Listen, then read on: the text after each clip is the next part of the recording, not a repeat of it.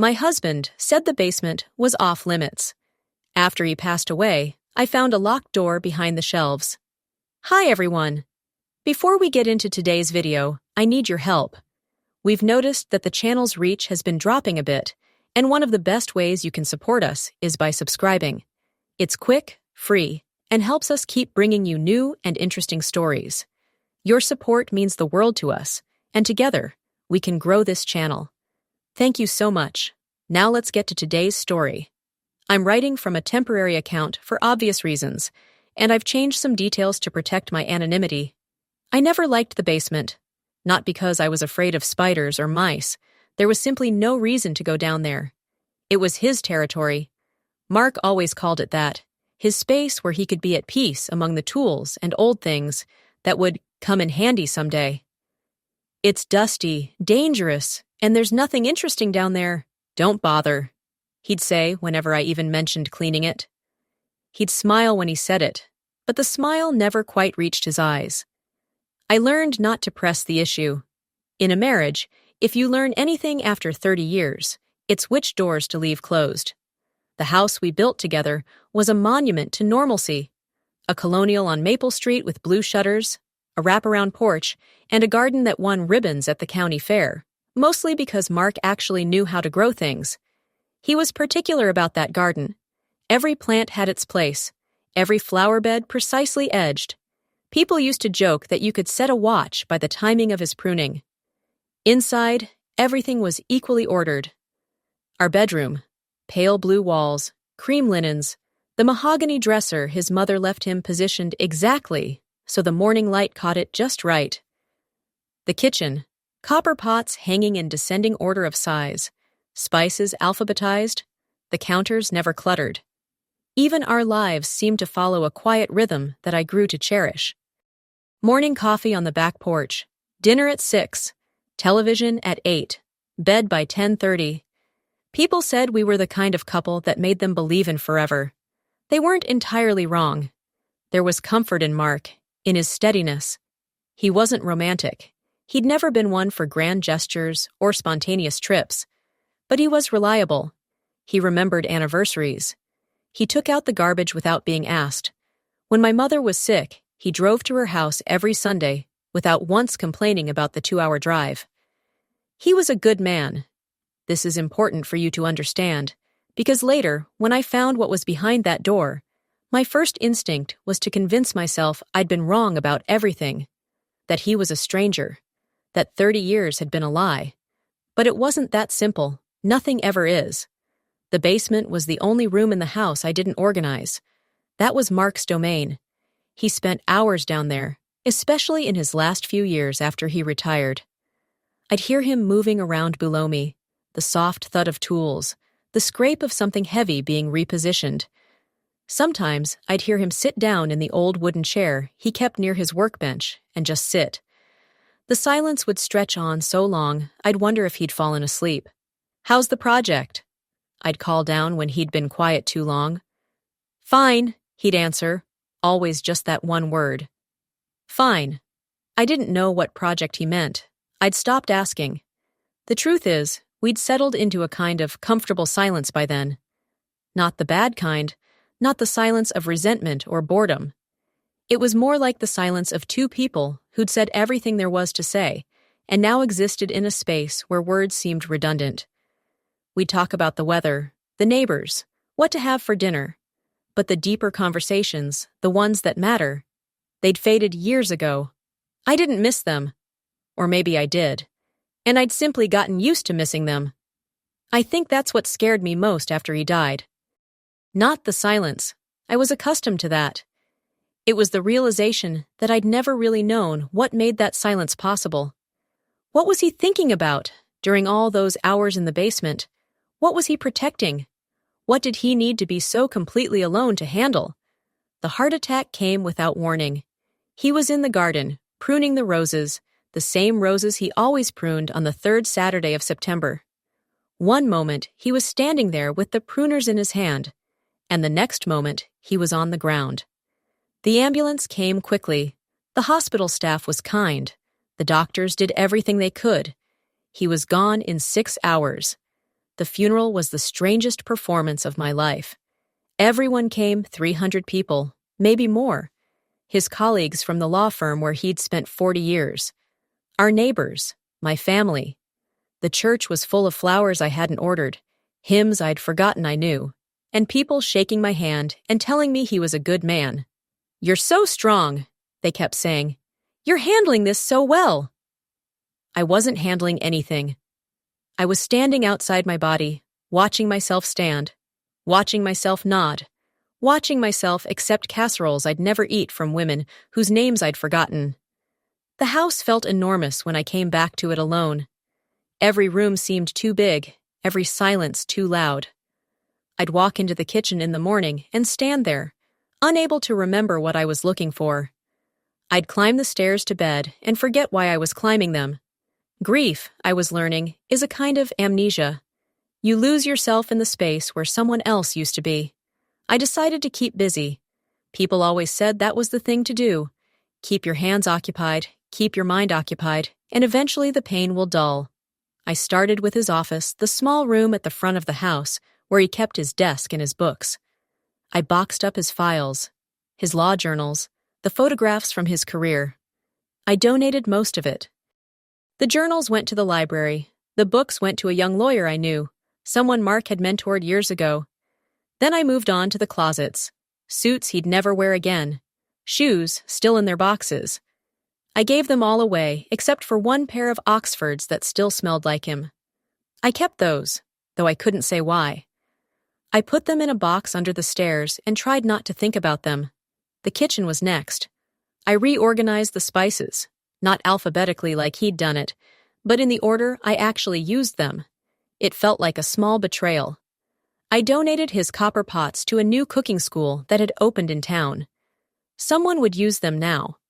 Someone would hang them on their own walls and make them part of their own life. I was being productive.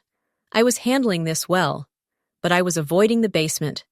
It took me 4 months to work up the courage. 4 months of walking past the basement door, of listening to the house settle and creak around me, of pretending I didn't notice the way the door seemed to pull at my attention every time I passed it. 4 months of waking up in the middle of the night, my heart racing, unsure of what I'd been dreaming about. On a Tuesday in January, I finally went down.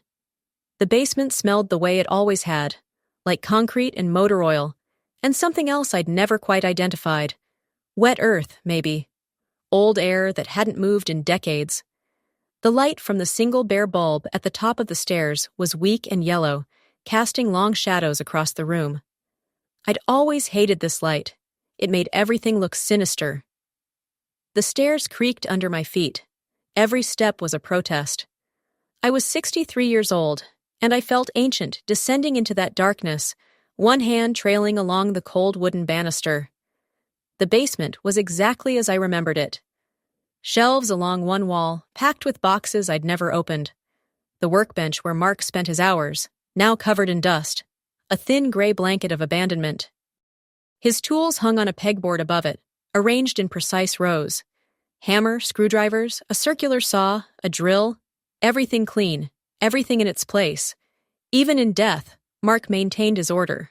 I stood at the bottom of the stairs for a long time, just breathing. The air was cold.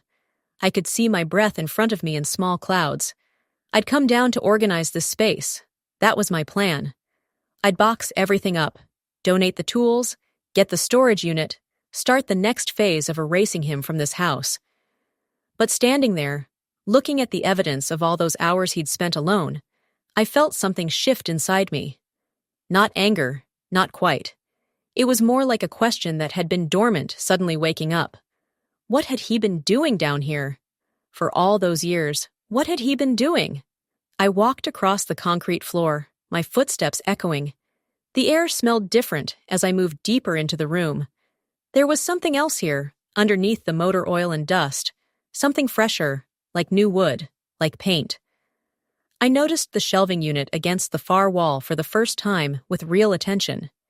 It was a heavy metal shelving unit, the kind you'd find in a storage facility. But something was wrong with it. It was positioned oddly, leaning slightly to the left. The wall behind it was a different color than the rest of the basement wall, a slightly warmer gray, like it had been repainted recently. My stomach tightened. I reached out and touched the side of the shelving unit. It was cold and smooth under my fingers. I pulled it gently. It didn't move. I pulled harder, gripping the metal frame with both hands. The unit scraped across the concrete floor with a sound like something dying, a slow, horrible noise that seemed to fill the entire basement. Behind it was a door. It was a heavy metal door, the kind you'd find in a bank or a safe room. The paint was dark green, old but well-maintained.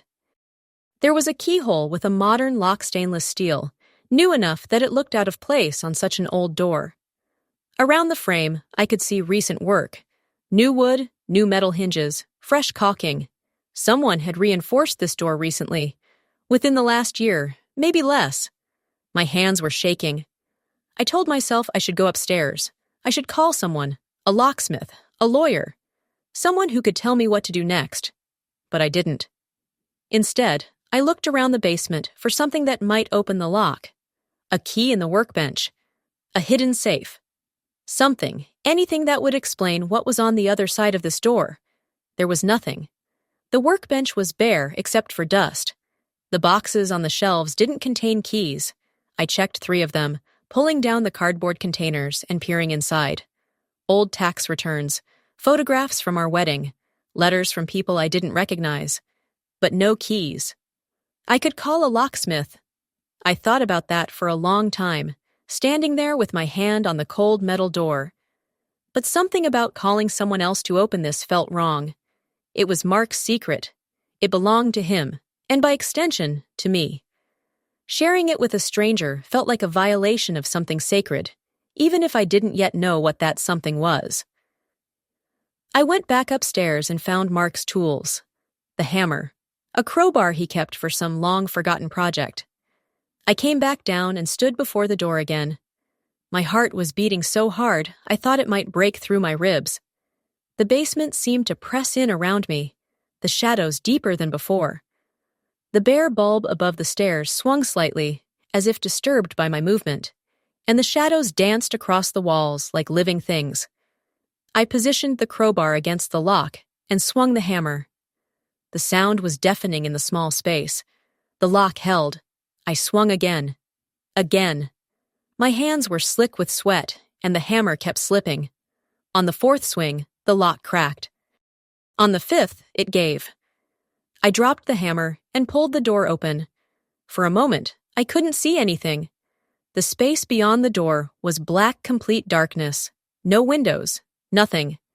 The smell that rolled out was different from the basement smell. It was fresher, but also wrong. Stale. Like air that had been trapped for a long time, circulating over and over within a closed system. There was a light switch just inside the doorframe. I found it by touch, my fingers sliding across the cold metal. When I turned on the light, I saw Mark's other life. The room was small, maybe 12 feet by 10, and it was a shrine to loss. The walls were covered in photographs, hundreds of them, pinned and taped and framed. I stepped inside slowly, my eyes struggling to comprehend what I was seeing. A woman with dark hair and Mark's eyes, smiling at the camera in a garden I didn't recognize. The same woman, older now, standing in front of what looked like a university building. Her again, in a hospital bed, her hair gone, her smile brave and broken. And children. A boy who looked exactly like Mark, probably in his 20s in the photographs. The same boy, younger, holding a baseball trophy. The boy, even younger, dressed in a Halloween costume, his face radiant with joy. There were newspaper clippings pinned to the wall. I moved closer to read them. My eyes found the dates first. They were old, from 25, 30 years ago. The headlines were in a different language at first, and then I realized they were in another language, Spanish, Portuguese, several different languages. One clipping had a translation pinned beneath it. The translation was in Mark's handwriting. Local judge condemns lack of resources in childcare system, it read. And below that, in Mark's careful script, Maria spoke out. Brave. Foolish. Necessary. My hands were shaking so badly I could barely hold the clipping. There were letters, too. Dozens of them, filed carefully in a wooden box on the shelf. Love letters, some of them. Others that were harder to categorize. One began, "I know you have a life now, a family now. I know you will never read this, but I need you to know." And it was signed, "Your father." I sat down on the concrete floor. The room tilted slightly. The photographs were everywhere. This woman, Maria, I understood now, aging in reverse as I followed the chronology backward. Maria young, radiant, dancing with a man I'd never met. Maria holding a baby. Maria, barely more than a girl herself, looking terrified and overwhelmed, and so achingly beautiful. There was a journal on the shelf. I picked it up with trembling fingers and opened it randomly. "Thomas called today. He's getting married. He said he wanted to invite me, but he doesn't think it's a good idea. I told him he was right. He shouldn't have called. It only makes it harder. But I'm grateful he did. I needed to hear his voice. Needed to know he's happy." The entry was dated from 3 years ago. Recent. I flipped back through the pages, watching Mark's life unfold in his own words. A life I'd known nothing about. A woman he'd loved. Children plural, apparently. Not just the boy I'd seen in the photographs, but also the girl. The woman's daughter. They were Mark's children. They had to be. Everything about the structure of these words, the architecture of this secret, screamed it. But Mark and I had decided not to have children. Very early in our relationship, we'd made that choice together. Or rather, I'd said I didn't want them, and Mark had agreed. I'd never questioned whether that was truly his preference, or if he was simply accommodating mine. I'd never asked. How many times had he stood beside me at parties, smiling with pride, while other people talked about their grandchildren and said nothing? There was a photograph in a frame on the shelf. Mark, but younger, maybe 40, with his arm around a woman who was unmistakably Maria. She was looking at him with such love, such unguarded devotion, that I had to look away. On the back, in Mark's handwriting, the only time I was brave enough to be who I really was. I stood up, my legs uncertain, my vision blurring. I found more documents in the box with the letters. A birth certificate. Thomas Mark Rivera, born in São Paulo, Brazil, 32 years ago. The father listed was Mark. The mother listed was Maria Santos. Another birth certificate. Sarah Maria Rivera, born 28 years ago, also in São Paulo. Father, Mark. Mother, Maria Santos. I held these documents and felt something break inside me. Not violently, quietly, like ice melting in spring water. Silent, inevitable. There was a legal document, too. A will, it seemed. Mark's handwriting again, though this appeared to be a rough draft, never finalized. It read, "To my beloved children, Thomas and Sarah, whom I failed, I leave everything I possess except this house, which goes to my wife, Eleanor. I hope you will forgive me. I hope you will read the journals. I hope you will understand that my choices, all of them, were made out of cowardice, not cruelty. Love me if you can. Forgive me if you cannot." Unfinalized. Unsent. I read through the journals then, sitting on the cold basement floor as the afternoon turned to evening and the shadows shifted and changed. I read about a young Mark who had fallen in love with a Brazilian woman during a business trip when he was 35 years old. A brief affair that had turned into something more when he discovered Maria was pregnant. For 5 years, he'd tried to balance 2 lives, visiting Brazil several times a year, spending time with his children, sending money, writing letters. He had been present, in his way. But then I'd gotten sick. My mother's illness had required more of him. His career had taken off, demanding more travel, more time. And I'd started asking questions about his frequent trips. When had he decided to lie about them? I couldn't find that exact moment in the journal, but I could see the point where the entries shifted from desperate justifications to quiet resignation. The visits stopped, or rather, they became less frequent. then rare, then ceased entirely. I told Thomas I couldn't come to his high school graduation. Mark had written 15 years ago. I told him I was dealing with a work crisis. The truth is, I was dealing with my own cowardice. I couldn't bear to see him disappointed in me again. Better to disappoint him from a distance than to watch his face when I explained, once more, that my other life took precedence. Eleanor needed me, my career needed me, the convenient life needed me, and so the inconvenient one was put on hold. There were photographs of the children growing up, Thomas becoming a lawyer like his father, Sarah becoming a doctor, both brilliant, both presumably wounded by their father's absence. In the final entries, written in the last year of Mark's life, the tone had changed. There was urgency, desperation. He'd had a medical scare, a small stroke, nothing serious, but it had rattled him. I am running out of time, the last entry read. I have made a monster of my cowardice. I have a son who is an accomplished man, a daughter who is brilliant and kind, and they do not know me. I am a ghost in their lives, present only in the memories of a woman I could never fully commit to. And Eleanor, my steady, patient Eleanor, knows nothing of the person she actually married. She married a man. I am two men, split so completely that neither is whole, and now both halves are aging, running out of time, and I don't know how to become one man before I run out entirely.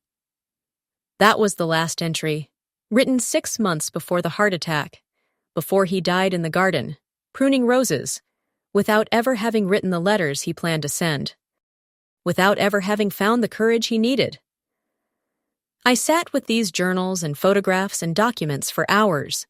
The basement grew darker as evening fell outside the small window near the ceiling. The bare bulb above the stairs flickered once, then held steady. I didn't move.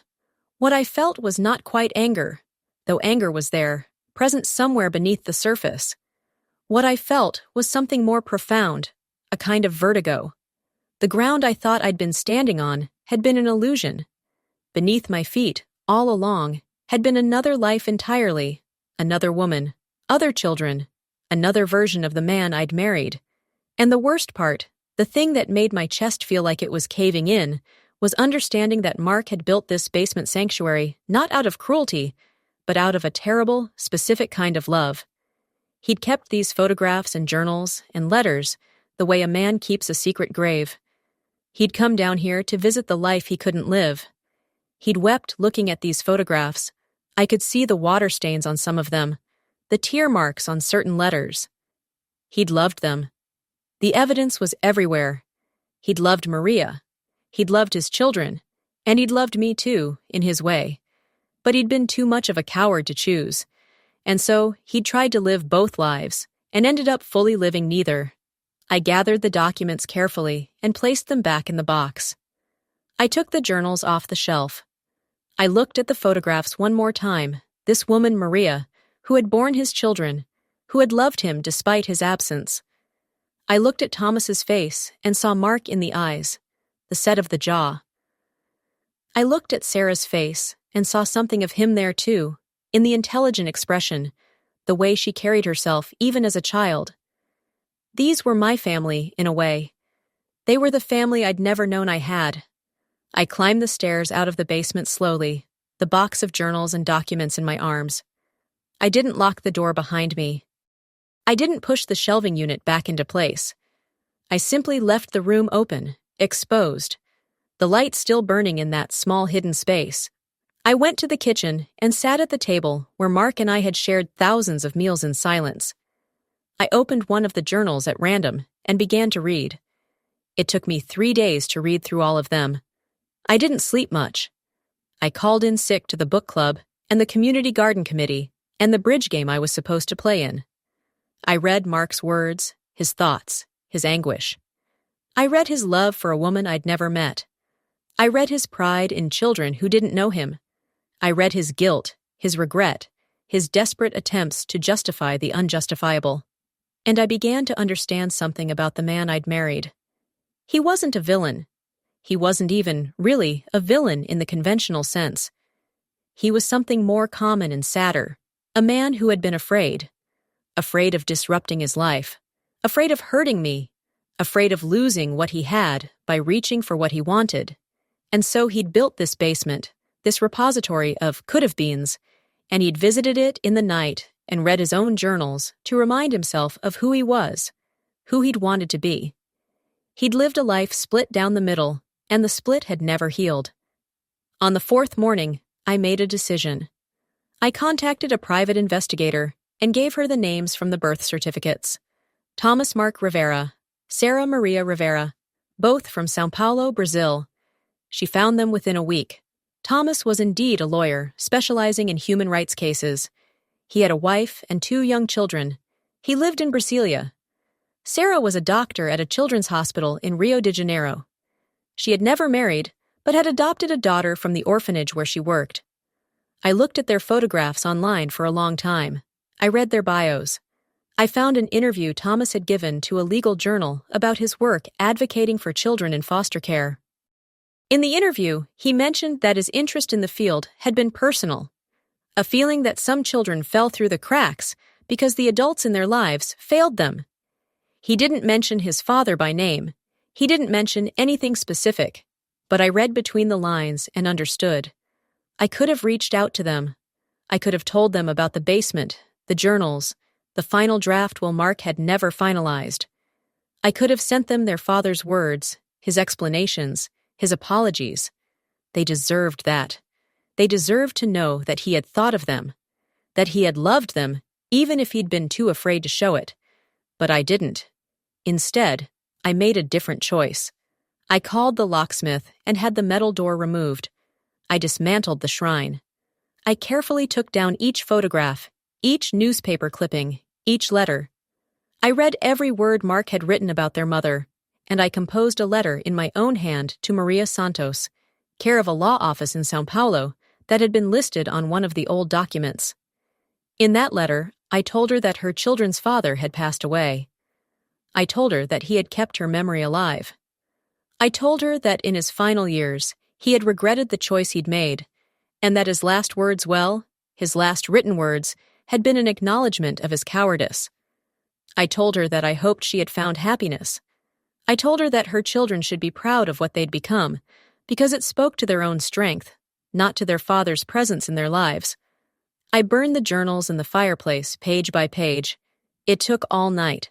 The paper curled and blackened and turned to ash. With each page that burned, I felt something release inside me. Not forgiveness, exactly. It was too early for that. But a kind of letting go. The photographs I kept. Not to display, but to remember. To remember that Mark had been more complicated than I'd allowed myself to see. That every person contains multitudes, some noble, some broken, most a mixture of both. I kept the birth certificates. I had them framed, along with a single photograph of Maria and Mark from when they were young and unguarded.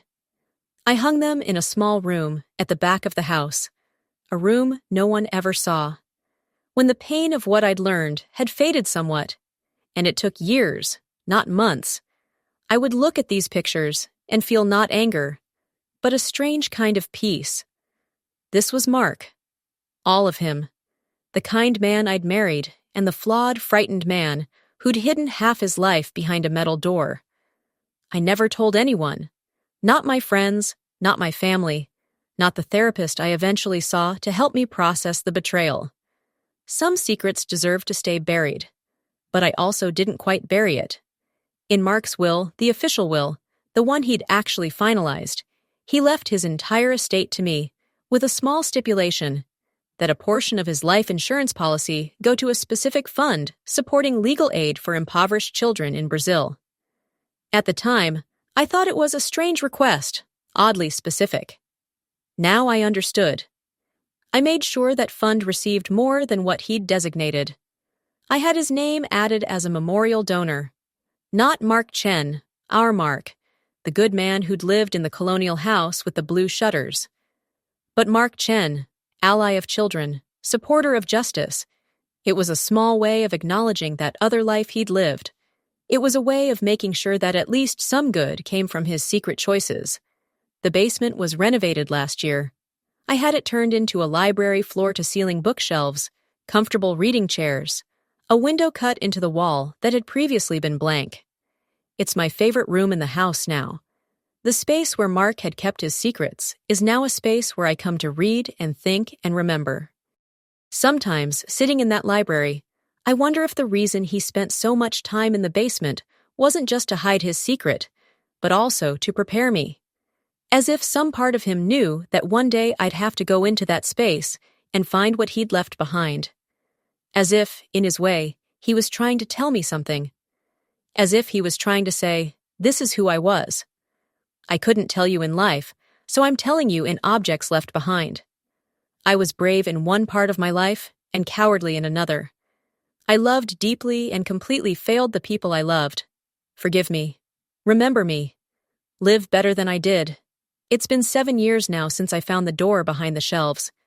I don't know what I believe about Mark anymore.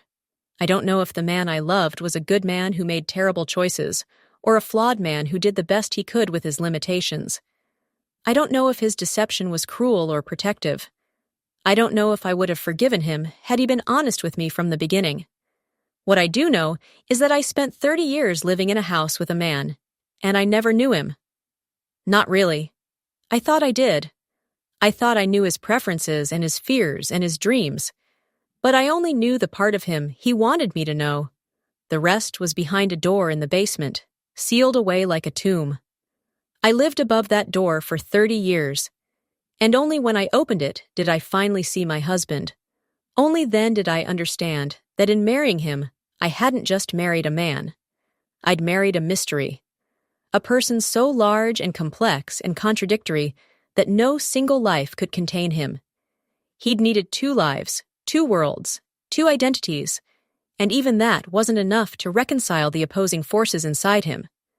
The last time I held one of his journals, I found a passage I'd missed before, hidden at the very end of the last entry. It was barely legible, written in a shaking hand, as if Mark had been struggling to write and didn't quite trust his own trembling fingers. It read, "If Eleanor finds this, I'm sorry. I'm sorry that I could not be one man, wholly, for one woman, entirely. I'm sorry that I chose comfort over honesty. I'm sorry that my cowardice will hurt you. But I hope you will understand that all my choices, no matter how wrong, were made because I was afraid of losing you, afraid of losing them, afraid of losing myself in the process of trying to be everything to everyone. I failed them. I failed you. I failed myself. The only honest thing I can say is this. I loved you. I loved them. I loved Maria. I loved my children. And I was too small a person to let all of that love exist in the world simultaneously." I read this passage every so often. I read it, and I cry sometimes for Mark, sometimes for Maria and the children, sometimes for myself. I cry for the woman I was when I was married, who didn't know her husband at all. I cry for Mark, who couldn't find the strength to be whole. But mostly, I think, I cry for all the years we spent together in comfortable silence, when there were so many words left unsaid that they filled the basement like water, pressing against the walls, against that locked door, desperate to escape. I lived above those words for 30 years, and only when I opened the door did I finally understand. Sometimes the people we love most are the greatest strangers to us. Sometimes the walls we build to protect ourselves end up isolating us more completely than any barrier ever could. And sometimes we have to walk through the darkness and find the light switch ourselves, because no one is brave enough to show us the way. The basement door is gone now. In its place is just an open room, bright and full of books and comfort. But I remember the darkness behind it. I remember, and I will never quite forget.